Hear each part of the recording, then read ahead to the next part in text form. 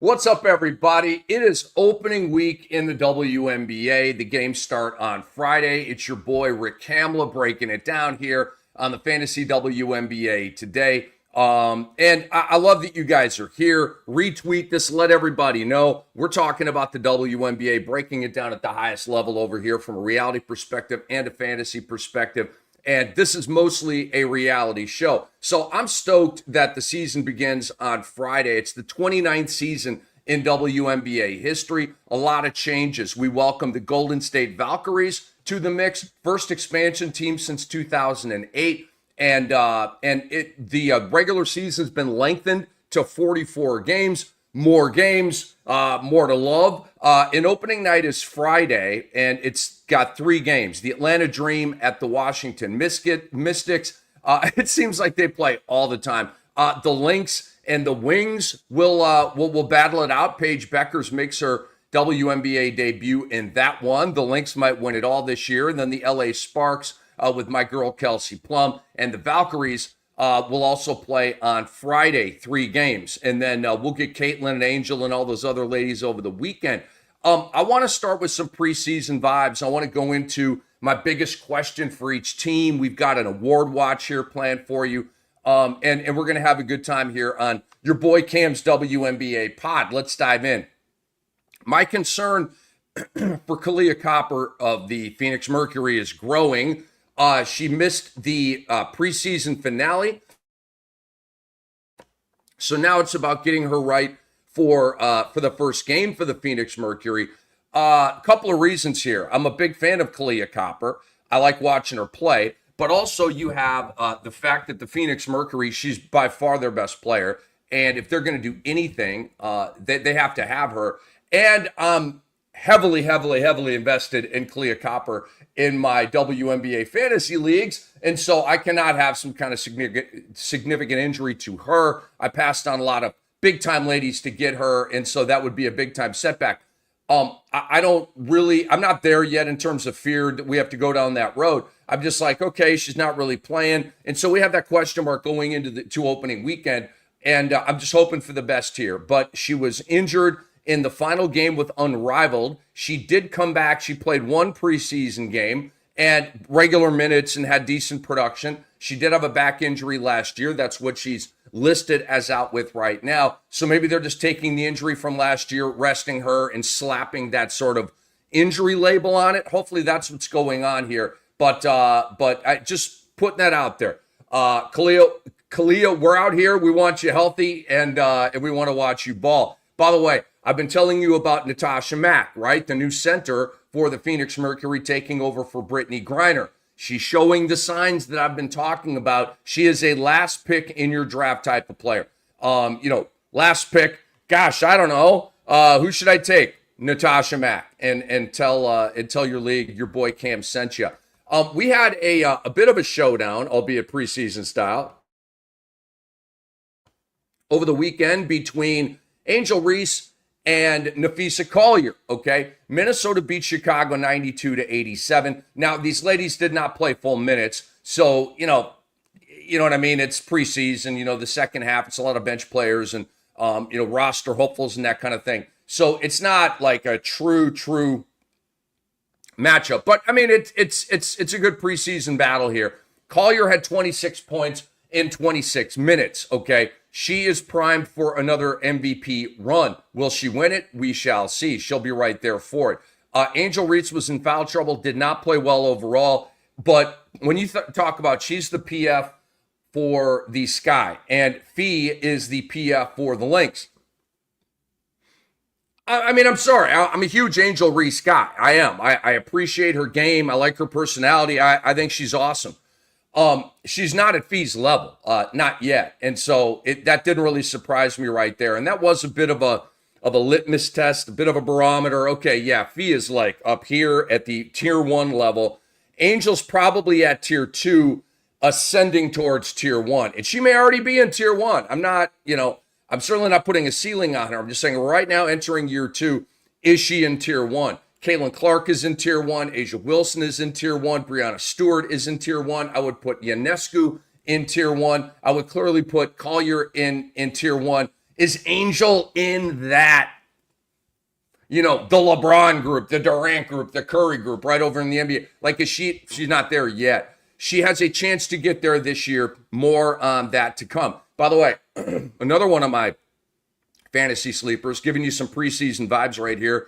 Camila Cardoso, 13, 8, and 3 blocks in this game right here. And she's played well throughout the preseason. And she is not a last pick in the draft type of player. She's probably about a 5th, 6th rounder, 6th, 7th rounder, somewhere in there. But don't let Cardoso fall much longer than that. Guys, I could not be more excited here about the fantasy WNBA today. This podcast, we're talking WNBA, and we're putting it out to the world, baby. It's your boy, Rick Kamla. We're Sports Ethos, and we treat and we love the WNBA.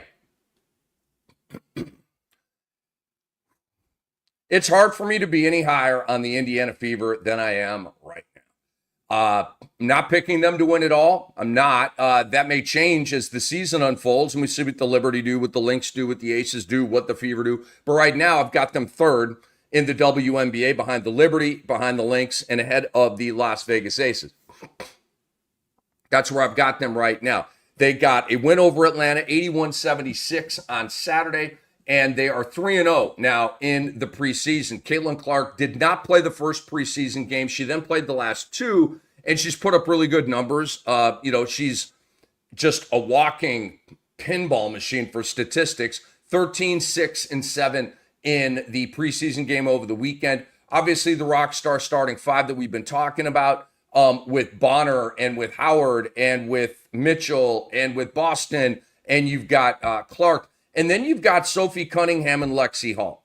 All right, that probably makes Indiana the deepest team in the league. You've got those 2 ladies coming off the bench. Sophie Cunningham is at a starting level, and I did notice that she started over DeWanna Bonner in a game. Are you guys going to rock that way? There's no way, right? You got to start DeWanna Bonner. I thought that was weird. Maybe it was just a weird thing in the box score. I'm not sure, but I saw that, and I was like, is Cunningham going to start over Bonner? Really? So I make it make sense. Please, for the love of orange, make it make sense. But anyway, I couldn't be more into the Fever. I can't go, they might win it all this year. It just feels like too much. I mean, they're third in the league, so they're probably going to be in a semifinal. They may even be in the series. If you win this series, you're in the WNBA finals. They could get that far, but you gotta get into it. You saw Houston in the NBA lose to Golden State. These young teams that haven't been to the playoffs, Detroit loses to the New York Knicks. Detroit and Houston were absolutely fantastic this year. Fantastic. Houston was number 2 in the West. But experience, been there, done that, all of that stuff is so important in the playoffs. And Indiana has not made a playoff run yet with this group. So, like a run, where you're winning series and moving on and that kind of thing. So we'll see, but I couldn't be higher on them right now. And I'm not ruling anything out. I just think that Minnesota and New York are at an upper level than Indiana and Vegas, and maybe another team or 2 are at that second tier. But I've only got 2 teams in the top tier of the WNBA. So I'm kind of worried about the dream. As we continue on here with some preseason vibes, I'm your boy, Rick Kamla. We are the Fantasy WNBA today. Please retweet this to all your peeps out there on your timeline. Jordan Canada picked up a knee injury. It was initially feared to be very serious, and it's turned out to be like a week-to-week thing, which is not good, but it's good news because she's going to come back at some point. They've got a great starting 5 when she is in there. You bring over Breonna Jones. You bring over Brittany Griner. You've got Alicia Gray, and you've got Ryan Howard. But Jordan Canada is the straw that stirs the drink. She's a really good point guard. She's a pass-first Rondo-esque point guard. And so they got to get her back. So I'm a little bit worried about Atlanta. What happens with Canada? How do they mitigate the games without her? Do they slip a little bit? Because, I've got Atlanta in like a 5 or 6 toggle right now with Chicago.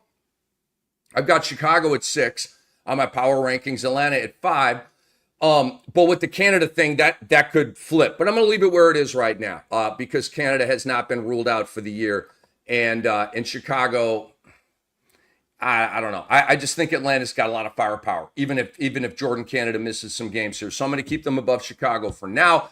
Brittany Griner, it was odd. She played 2 minutes. She made a 24-foot three ball, and she's got 3 threes in the preseason, based on what I've seen, and that looks kind of cool. But she played 2 minutes, then went to the locker room. All the reporters were like, it's rest, it's not injury, everything is fine. So we breathe a sigh of relief with that because she went to the locker room. It's like, what's going on here?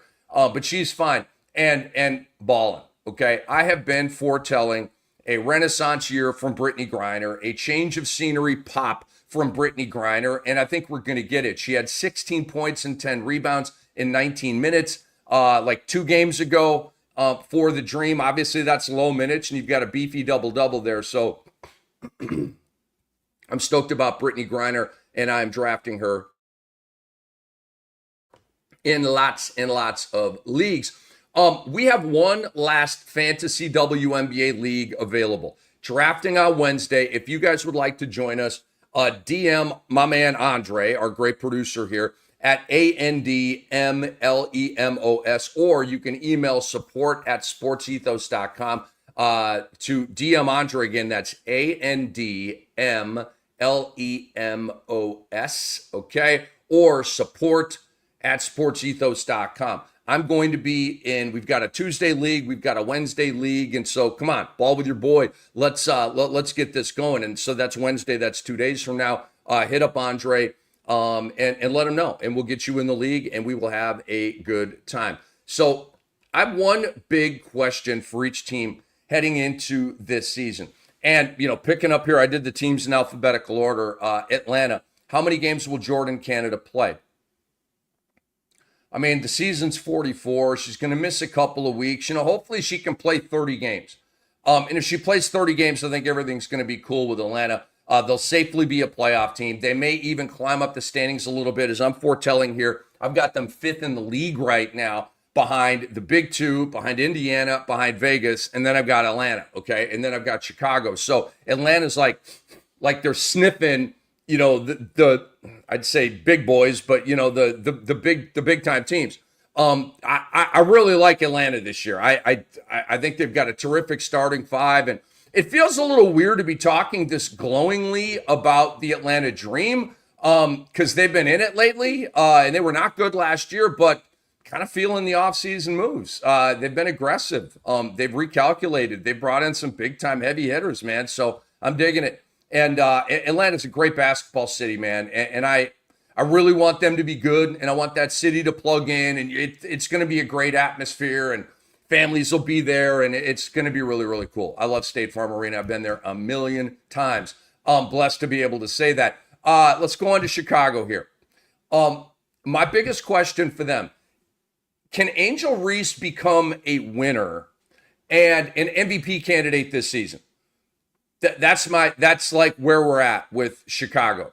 All right, because they were 13-27 last year, and they made a tanky trade towards the end of the year. They shipped out, I believe it was Marina Mabry, but they shipped out a scorer for a draft pick and all that kind of stuff. And I think that draft pick ended up turning into Van Lith. I don't know all of the specific machinations on that, but I'm pretty sure that's how that went. Nevertheless, 13-27. So you're coming out of wreckage here, and it was year 1. Nobody cares. There was no expectations. It's all good. Angel Reese was obviously phenomenal and historical with the statistics. So we move on to this year, and they've made fortifications. They have made moves to get better. They picked up Atkins from Washington. So they're going to ascend. They're going to be better. And what I want to see is Angel Reese, turn the Cade Cunningham corner, become a winner, okay? Not just a good player and a stat player and all that, which is fine, but a winner, okay? That's what you're here to do. And she is a winner, okay? Won a championship in college. She's super competitive, and she knows how to win. She plays a winning style of basketball. All of that stuff is there. So my question, can she become a winner, okay? I've got them 6th in the WNBA. So I'm answering my question saying, yeah, I think she's going to become a winner this year. And the MVP candidate question, I'll leave that as a ... for now, because I'm going to get to my award watch a little bit later, and I'll give you my MVP top 5, and I'll leave you hanging here. Is Angel in my MVP top 5 or not? You'll soon find out on the Fantasy WNBA today with your boy Rick Kamla. Shout out to Sports Ethos for blowing up this WNBA thing. We're into it, man. We're going to be into it all year. So just plug in with us, and you're in the right spot. To my knowledge, I'm not sure there's too many people talking WNBA at a higher level than this right here.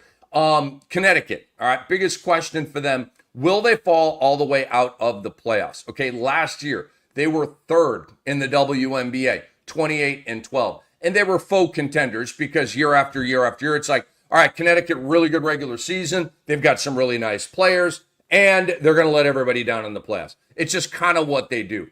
And I think the organization was like, all right, we've been doing this for a while. Let's reboot. Let's redo this thing, man. Stephanie White is gone. She's now the head coach of the Indiana Fever. They've had several players coming in and out. Melissa Thomas is no longer there. She was the fabric of that program for a long, long time.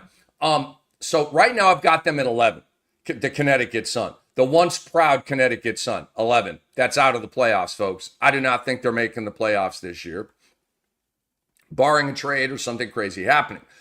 Dallas is next up. Let's talk Paige Beckers, okay? She's a big deal. Is she a rookie all-star or just a regular rookie? In other words, is she going to come in and struggle and not be strong enough and get pushed around a little bit? Or is she going to come into the league like Angel Reese and Caitlyn Clark did last year and be dominant and be veterans in your rookie year? I'm betting on Paige Beckers to do that. She is a badass. She is a phenomenal player, a phenomenal college career. And we've all seen her play a lot. I mean, she's got game. Like, she's got dog.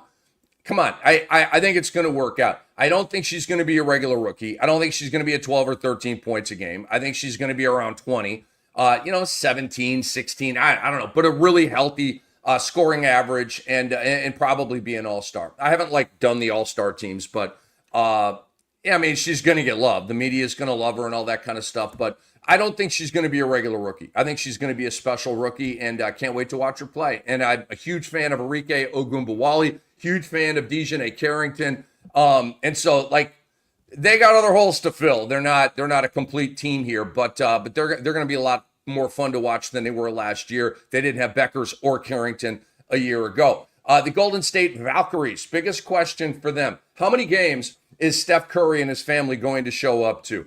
I got nothing on this team. I'm sorry, I don't. Their roster is comprised of, young players and journey ladies and expansion picks and all this kind of stuff. I don't know. Let's talk basketball for a minute. Will Tiffany Hayes average 15 points a game? That's about as good as I got. She's one of my fantasy sleepers. They are a really, really dreadful team. I'm sorry. They're like the Brooklyn Nets. They're because they don't have a player where I'm like, oh, I like her. Wait a second. Other than me and Andre's girl, Joe Saiti, okay? Outside of her, the 5th pick in the draft. So I'll say that. Will Joe Saiti become a thing? I hope, Andre. I don't know. But I don't have much on the Golden State Valkyries. I just don't. As the season goes on, we'll see some of the action and we'll look at box scores and we'll get a better handle on this team. Because I've looked at the preseason box scores. They're a mess, okay? It's 10 minutes, 12 minutes, 8 minutes, 17 minutes. There's no rhyme or reason to it. They're just playing human beings and whatever. I can't, I'd be giving you patterns. I'd be giving you vibes. There's nothing there for me right now. I say this 1 out of 1,000 topic points where your boy Cam's hands to God, like Manu Ginobili. There's Manu, every single time they called a foul on Manu. What do you mean? What do you mean? Luka does a little bit of that. Luka's more annoying with it, though. Manu is kind of charming with it. I'm sure the refs, Joey Crawford and those guys probably didn't look at it that way. But Manu, we love you. He's always hands to God, and the hands were really close together. I love Manu. Oh man, Manu, what a player. Such a badass dude. Coming downhill, the Euro, just a nasty player. Let's get to the Indiana Fever here. It is Rick Kamla. It is the Fantasy WNBA today. Yeah. The season starts on Friday. We're stoked over here. Going through the biggest question for every WNBA team. No, seriously, how many games is Steph and his family going to attend? For Indiana, have they passed the Aces or the Lynx or the Liberty? That's where we're at. Okay, like, how far are we going with this thing?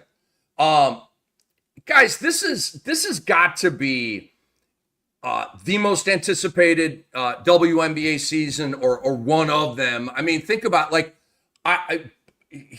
there's so many awesome storylines and narratives for this league right now.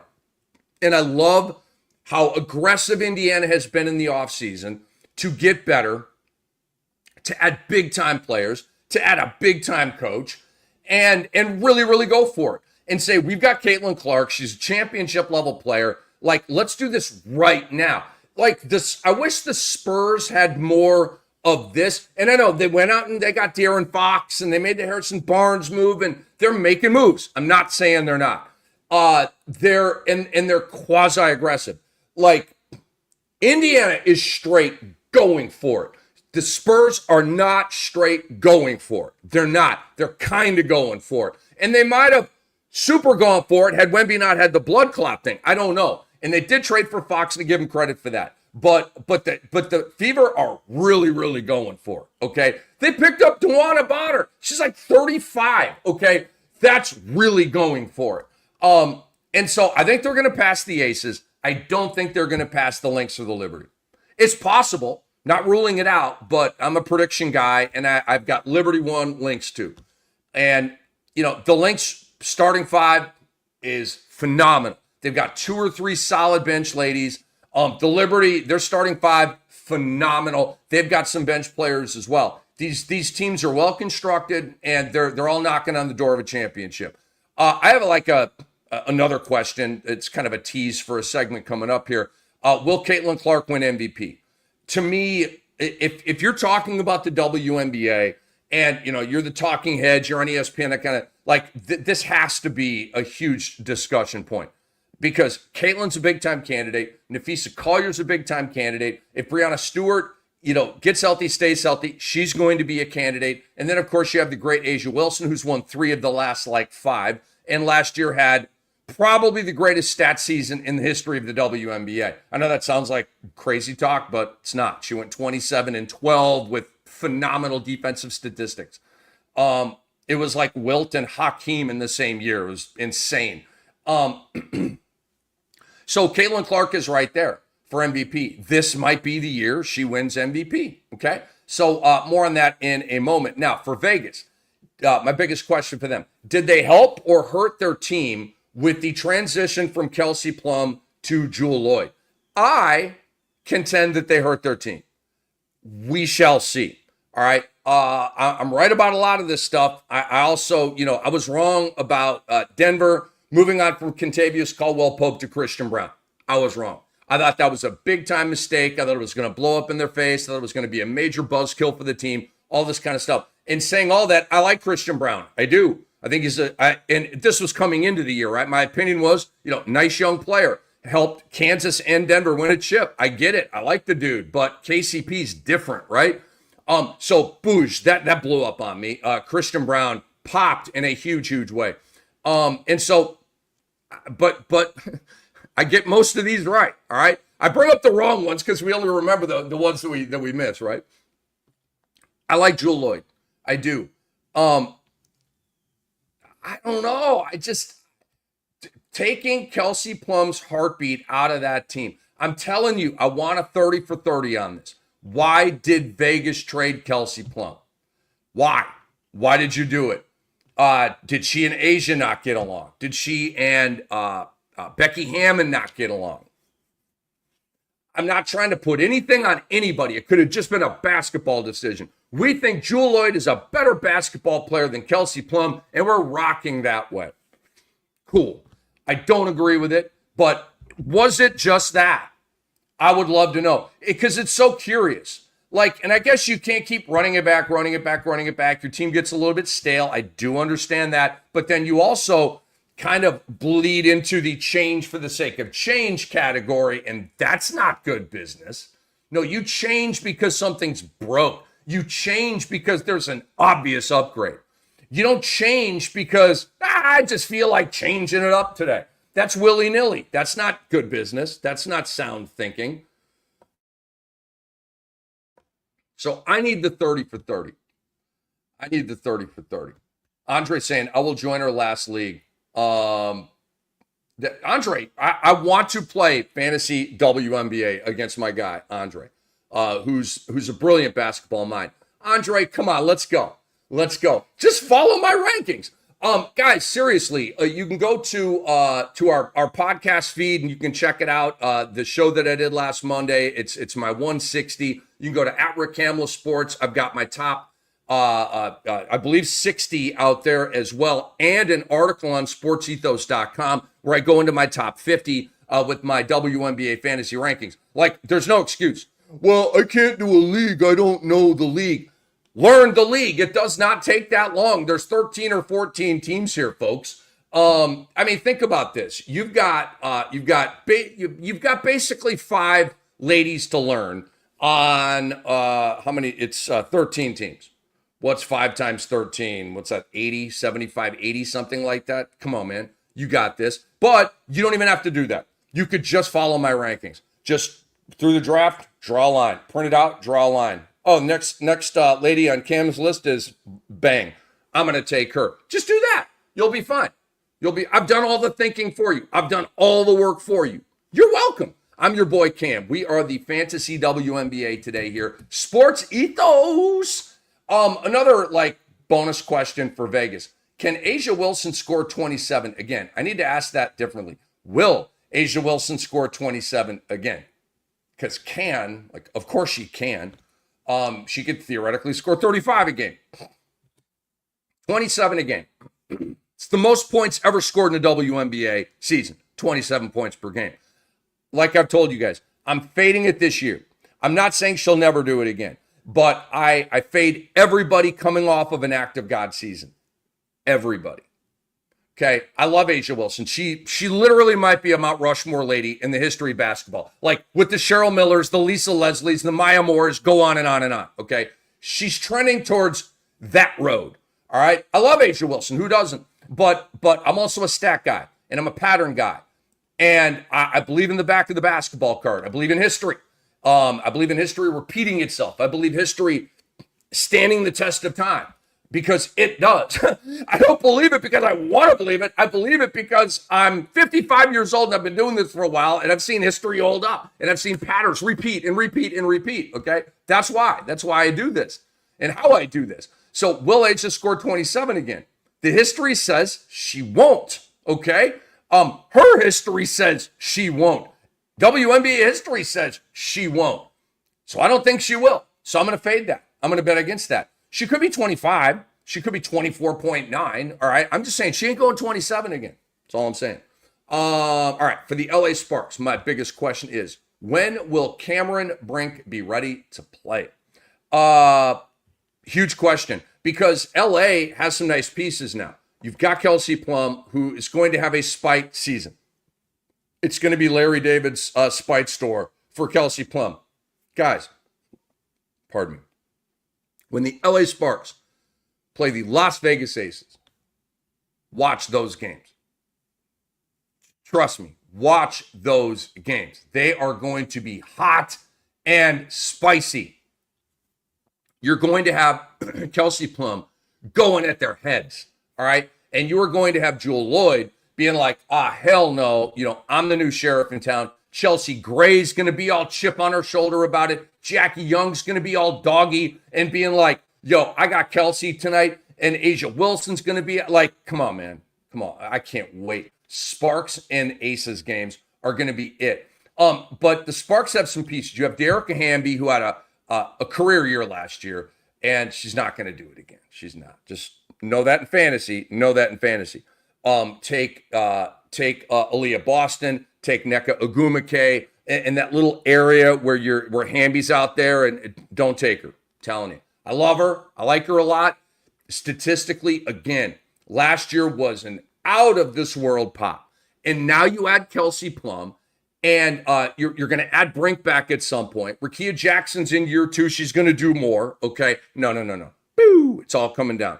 Look at the back of the basketball card. It does not lie. And it does not support what she did last year. But I love De'Erica Hamby, and she's a multi-time All-Star and a terrific player. She's not going to go as ballistic as she did last year. You've got Azura Stevens. You've got Rickea Jackson. You've got Ari McDonald. You've got Odyssey Sims. You've got Kelsey Plum. You've got Cam Brink. I mean, we got a nice little crew here going here in LA. All right. I've got them right on the edge of the playoffs. I've got them at 8, and they could go higher depending on some injuries and some developments with other teams. But my question for the LA Sparks, when will Cam Brink be ready to play? I don't know that. I don't know that. She's coming off of a torn ACL. I've read June. Okay, so maybe she misses the first 3 weeks. I'm off of Cam in fantasy because of that, because I fear maybe rest games. I fear maybe a reduction in minutes to lower load and all that kind of stuff. So next year I'll be all about it because she does have a stat set that I like. She can make jumpers, she blocks shots, but it won't be on my watch this year. But I'm really let's get her back as soon as possible so we can see what these Sparks can do. My question for Minnesota: do they attack this season, the Minnesota Lynx? Do they attack this season with an on a mission mindset after losing the finals last year? All right, on a mission. Will they be on a mission? The Boston Celtics last year were on a mission. All right, and they won it. This year, I have felt like the Oklahoma City Thunder have been on a mission. There have been other missions throughout basketball history where the team was just powered with that chip on their shoulder. The sting, the heartbreak, the sadness of the loss that they come out of, and you've got to embrace the suck, okay? It's the only way that you can get better. You embrace the suck, you get uncomfortable. Through uncomfortability becomes improvement, challenges, working through them. That's what makes you better. And so is Minnesota taking all those steps? I presume they are, but I will only know that when I watch the Minnesota Lynx this year. I will only know that. Are they on a mission? I got to see that. There's not a stat that can quantify that. That's sitting down, watching the games, analyzing. And, oh, yeah, they got that. Yep, they got that on a mission. So I'm going to be watching for that all year with the Minnesota Lynx, and I'll tell you when and if I see that. New York Liberty, my question for them: how much better is Phoebus going to be in year 2? Because they just really, a little bit of a question mark with Breanna Stewart coming off of the meniscus, but nobody seems to be concerned about that. So I think I got to just drop those bags. But John Quell's going to be John Quell. Sabrina's going to be Sabrina. Natasha Cloud's going to come over and be absolutely terrific. Where is Phoebus taking this thing? That's my question with them. And that's a really cool question from the Liberty perspective because they don't really have any questions. You don't want any questions. You want questions like I'm asking about the Fever. Is this the year they went up, blah, blah, blah. For the Liberty just won it all. How about my biggest question for the Liberty? Are they going to do it again? That's so lame. I don't know. It's too easy and it's generic and all that kind of stuff. And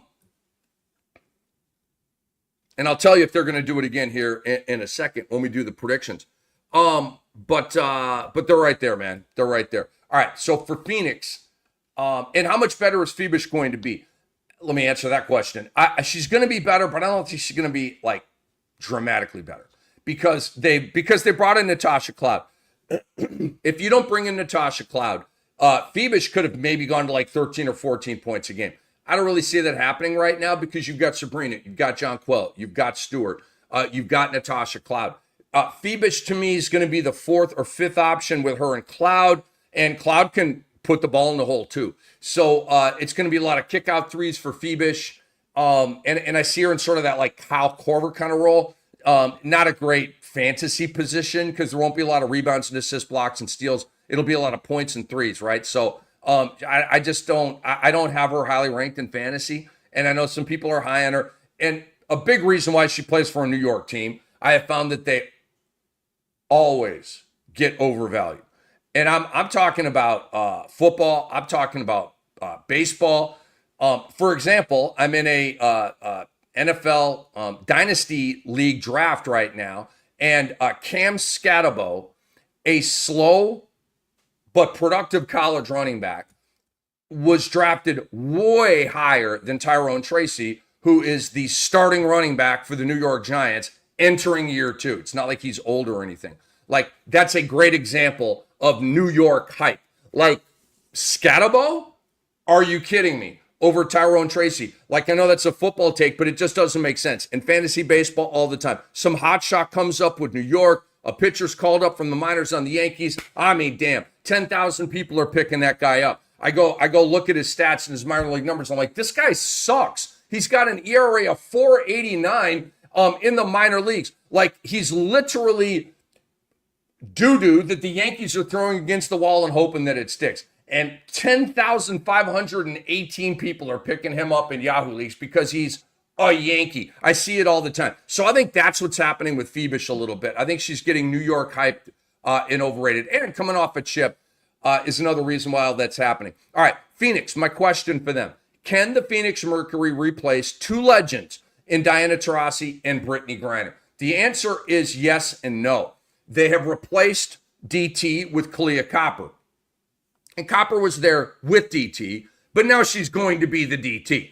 She is the number one, the alpha, all that kind of stuff.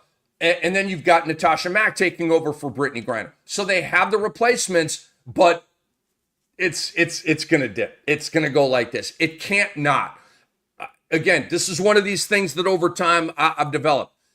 It's nearly impossible to replace a legend.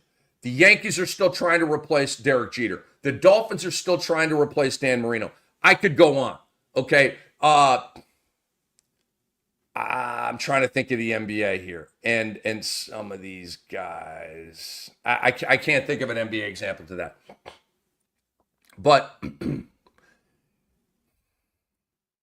because I can't think of one right now. But listen, in Phoenix, DT, Griner, I mean, these are our future Hall of Famers. They leave, they like vacuum out stuff as they leave. It's weird. I'm not making a whole lot of sense right now. I'm kind of jamming myself up on my own thoughts here, but I just know that it's nearly impossible to move on from legends like this.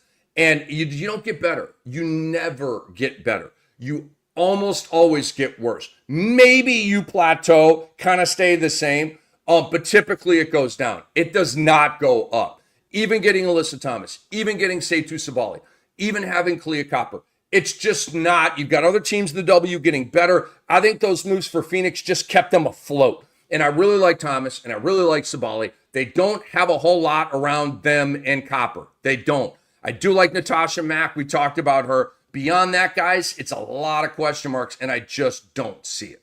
I just don't. Seattle, my biggest question for them. What role and impact will Dominique Malonga have? 6'6", the Wemby of the WNBA, blah, blah, blah. That's air quotes because it's not me, but there's a lot of hype about her, okay? Second pick in the draft. This is one of my biggest questions in the WNBA for any team. Because you've got Izzy Magbagor, who is awesome.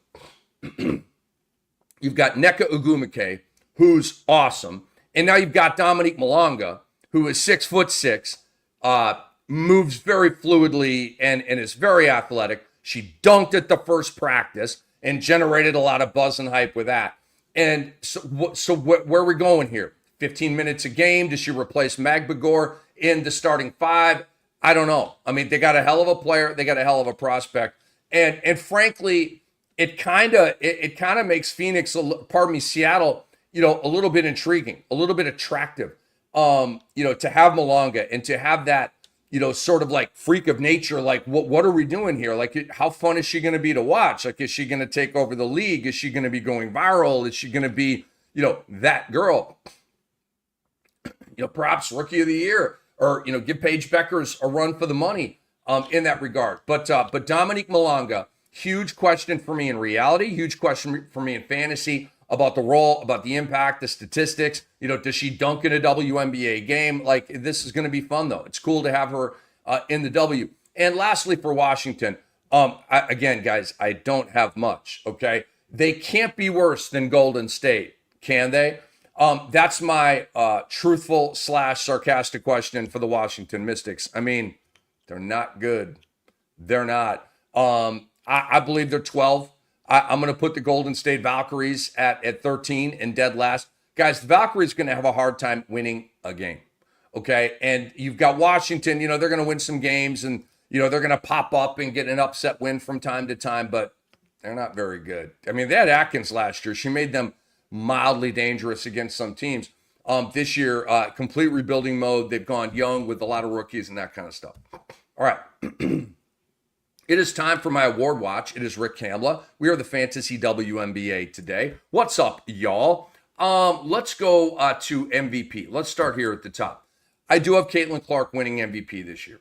I do. And the separator, it's a lot like the first pick in the fantasy drafts.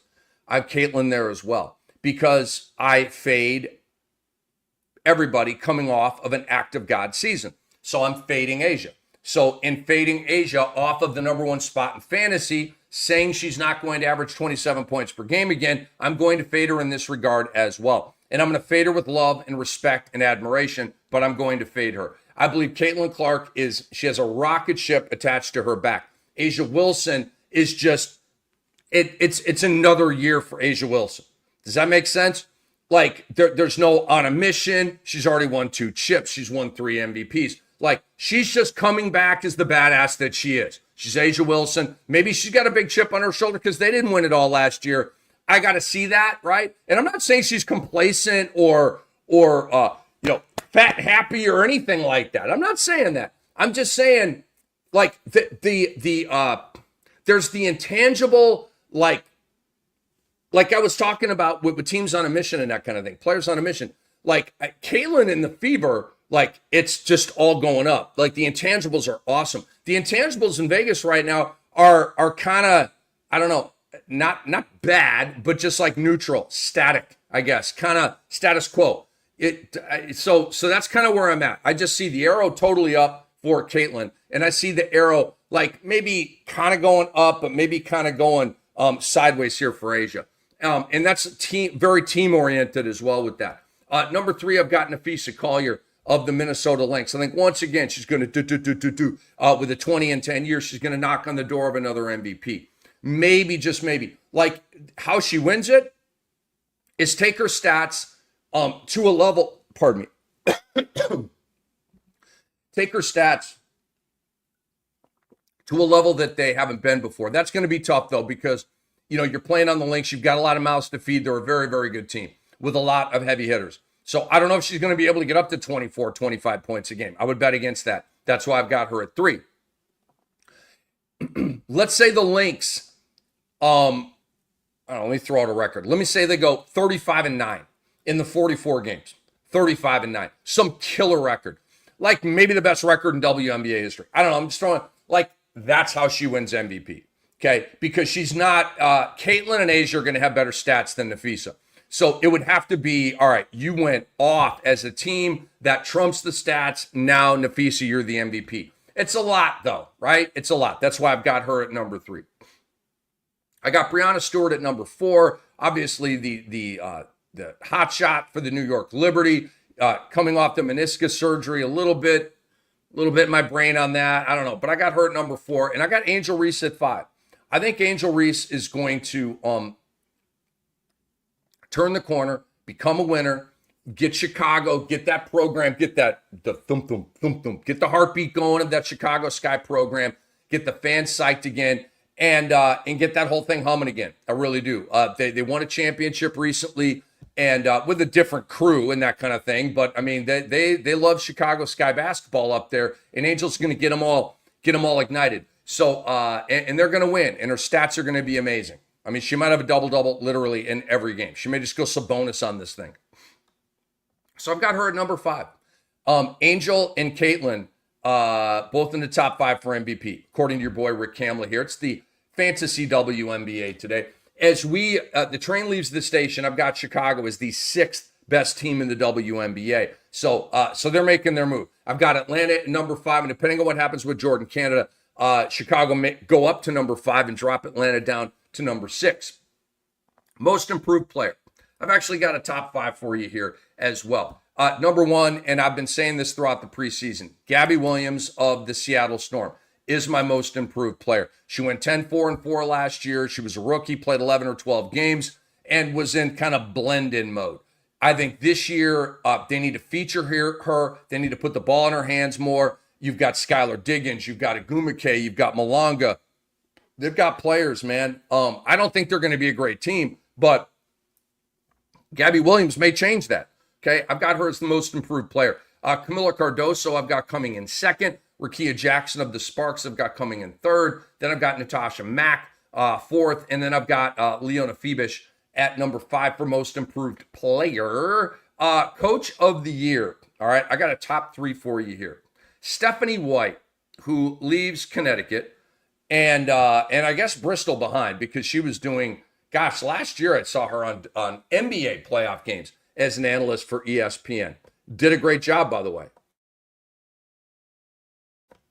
So Stephanie White, I mean, with this whole ascension of the Indiana Fever, she is going to be the coach of the year, in my opinion. I've got Tyler Marsh. He is the new coach of the Chicago Sky. I've got him at number 2. And I've got Carl Smesko, the head coach of the Atlanta Dream, at number 3. And those are teams, like little teams that they're going to make maybe like a mini pop this year and be maybe better than people expect and overcome and exceed expectations. And that will get Marsh and Smesko some love for those awards. Defensive Player of the Year, I don't have a top 5. It's one of one. It's A'ja Wilson. The blocks, the steals are just ridiculous. And it's not just stats in the box score. I mean, 2.6 blocks, 1.8 steals last year is ridiculous.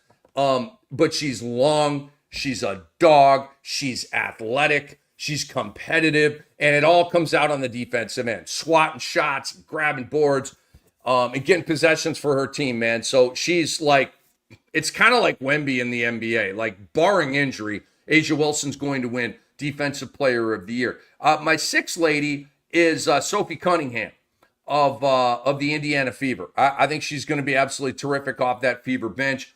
She's been a really good bench player, kind of quasi-toggle starter throughout her career. And she was a great add to the Indiana program. And she, I think, is going to win 6th Lady of the Year. Rookie of the Year. I won't spend a ton of time on this. It's Paige Beckers. It's Paige Beckers. And it's Paige Beckers. I've got Citron of Washington at 2. I've got Morrow of Connecticut at 3. Why aren't you playing her in the preseason? It's so weird to me that they're just not even playing her. I've got Dominique Malonga. Dominique Malonga is the biggest mystery in the WNBA. She is the mystery woman, man. And I wish I had her higher. Like, I wish I had more to go on. I don't project her to be a starter, so it's kind of hard. Oh, yeah, she's going to win Rookie of the Year. How do you win Rookie of the Year as a bench player? I don't really see that. But again, is Mag McGore going to go to the bench and Malonga starts? I doubt that'll happen right away. But again, I'm just fascinated with how all of that goes. And then I got Van Lith at number 5 on Rookie of the Year. Time for me to tell you who is going to win the WNBA championship this year.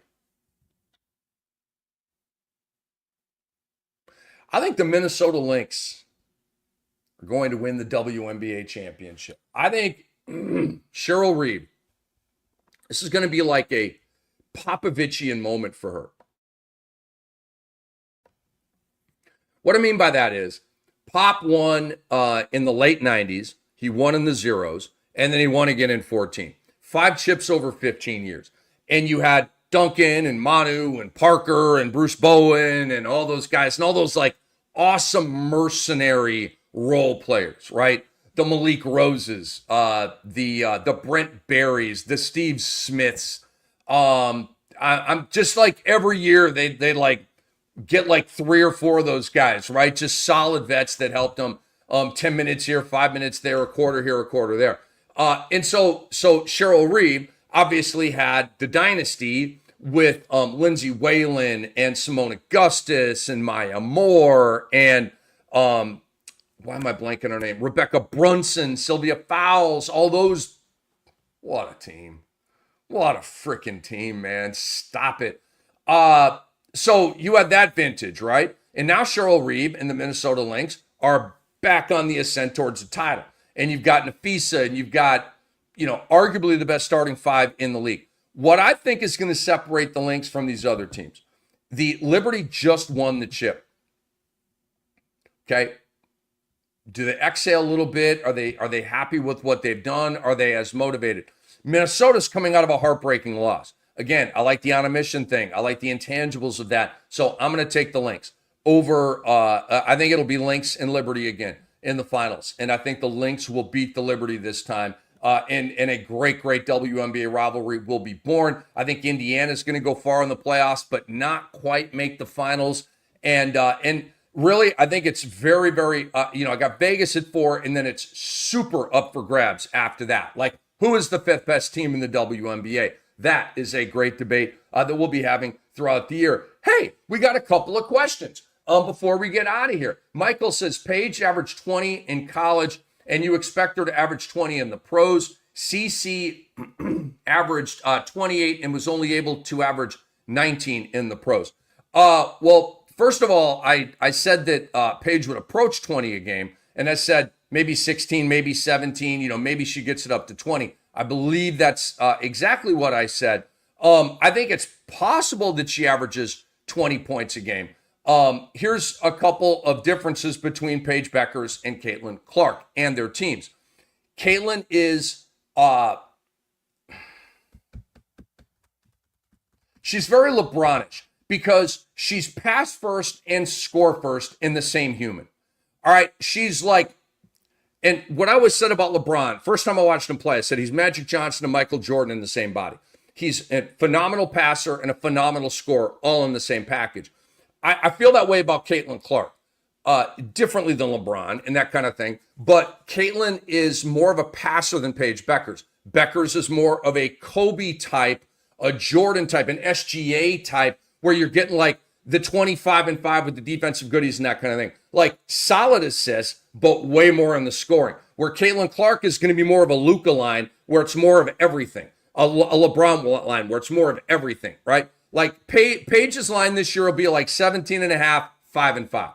4.5 rebounds, 5.1 assists, something like that. Okay. So will she get all the way up to 20? I think it's possible. I would bet against her getting to 20 as a rookie. But again, I think 16, 17, 18, 19.1, I think all of that is, and think about it, guys.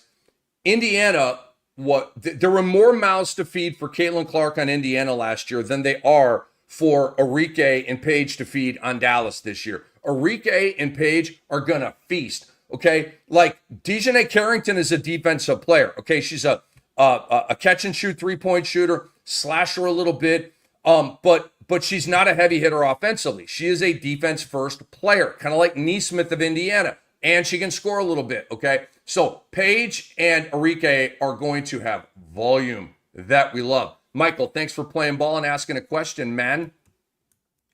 Tulip Plays says, hey, Rick, I drafted my team yesterday. Can you rate it? Kelsey Mitchell, Alicia Gray, A.T., Howard, Fee, Bench, Cloud, Atkins, Charles, Rakia. Well done. Well done. Well done. You know why I love your team? Your bench, okay? I mean, you got Mitchell, you got Gray, you got A.T., Howard, and you got my girl Fee, all right? So you're loaded there. I don't see any. You got AT for the assists and all the goodies there. Now I love it. What can I say? But Cloud is going to have a terrific year. Atkins is one of my favorite sleepers going to Chicago. I love Tina Charles in her stat-friendly position up there in Connecticut. She's been putting up stats in the preseason. She's a printer of statistics. That's why she's going to the Hall of Fame. And Rakia Jackson, we all love Rakia Jackson. She's going to have, I don't think she's going to have a big year 2 pop, but she's going to have a year 2 pop. She'll probably go from about 13 to 15 points per game. Tulip Plays, love your team. Go get it. And Tulip Plays, get in to our leagues as well if you would like to play with us. Again, one last reminder, guys. DM Andre Lemouche at ANDMLEMOS or email support@sportsethos.com. Support@sportsethos.com. Opening night is Friday, okay? Get your teams drafted. You've got all week to do it. And then we'll meet again here Monday at 10 a.m. for the Fantasy WNBA with your boy, Rick Kamla. Big thanks to Andre Lemouche. Big thanks to all of you for watching. Go to sportsethos.com and subscribe to our work over there. We do it for you. It's cheap. It's big time bang for the buck. And download our app. The Sports Ethos app is completely free. And it's all at your left thumb or your right thumb. Or if you're ambidextrous, both thumbs at the same time. I'm your boy Cam, and I am out. We will see you next Monday, everybody, and enjoy opening weekend in the WNBA.